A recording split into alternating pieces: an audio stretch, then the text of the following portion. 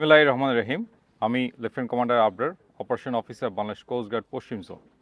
গত 2 জানুয়ারি 2026 তারিখ শুক্রবার বিকেল 3টায় সুন্দরবনের গোলকানন রিসোর্ট হতে কানুরখাল সংলগ্ন এলাকায় কাঠের বোট যোগে ভ্রমণকালে 5 জন পর্যটক, একজন মাঝি এবং রিসোর্ট মালিকসহ 7 জন ব্যক্তিকে ডাকাত মাসুম মৃধার নেতৃত্বে একটি ডাকাত দল জিম্মি করে। ডাকাত দল 3 জন পর্যটক ও মাঝিকে মুক্তি দিলেও 2 জন পর্যটক এবং গোলকানন রিসোর্টের মালিককে জিম্মি অবস্থায় সুন্দরবনের অজ্ঞাত স্থানে নিয়ে যায় এবং 40 লক্ষ টাকা মুক্তিপণ দাবি করে। পরবর্তীতে রিসোর্ট কর্তৃপক্ষ বিষয়টি কোস্টগার্ডকে অবহিত করে।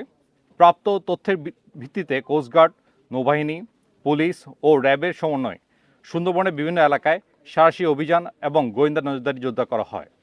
অভিযান চলাকালীন গত 3 জানুয়ারি 2026 তারিখ ডাকাত মাসুমের সহযোগী কুদ্দুস হাওলাদার, মোহাম্মদ সালাম বক্স এবং মহারাজ হাওলাদারকে সুন্দরবনের গোলকানন রিসোর্ট সংলগ্ন বিভিন্ন এলাকা থেকে আটক করা হয়। পরবর্তীতে গত 4 জানুয়ারি 2026 তারিখ সুন্দরবনের কৈলাসগঞ্জ এলাকা হতে ডাকাত সহযোগী আলম মাতাব্বরকে আটক করা হয়।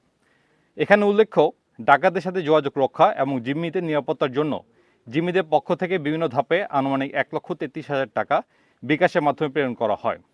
পরবর্তীতে খুলনা রূপসা থানাধীন পালেহাট এলাকা হতে গোয়েন্দা নজরদারি এবং ফিনান্সিয়াল ফুটপ্রিন্ট অনুসরণ করে বিকাশের মাধ্যমে মুক্তিপণের টাকা উত্তোলনকালে ডাকাত মাসুমের মা জয়নব বিবিকে বিকাশ ব্যবসায়ী অয়ন কুণ্ডুকে নগদ 81,400 টাকা সহ আটক করা হয়।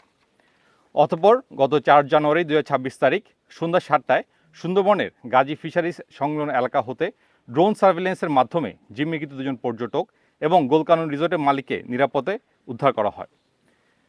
গোলকানন রিসোর্ট হতে উদ্ধারকৃত 2 জন পর্যটক এবং একজন রিসোর্ট মালিককে আমরা উদ্ধার করে আমাদের জিম্মায় নিয়ে আসি।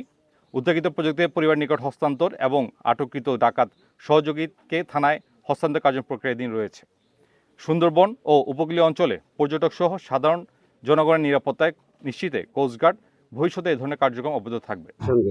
আমরা ঢাকা থেকে এখানে সুন্দরবনে ঘুরতে আসি 5টা বন্ধু একসাথে।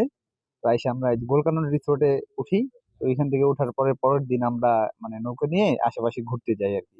একটা লেকের ভিতরে ঢোকার পর কিছু পরেই আমরা একটু সামনে যাই।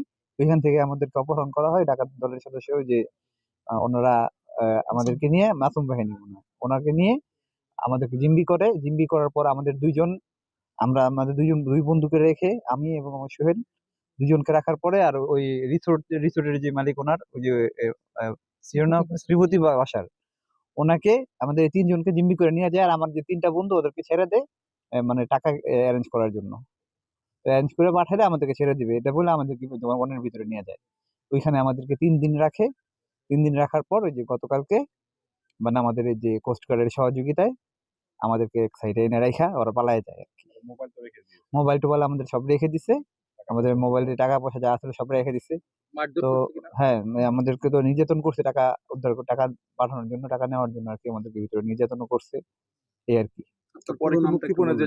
আমাদের বিকাশে পেমেন্ট করছি, তো ওগুলো তো মানে কি উদ্ধার হয়েছে কিছু, তো ওনাদের কোস্টগার্ডের সহযোগিতায় আর কি এটা উদ্ধার হয়েছে।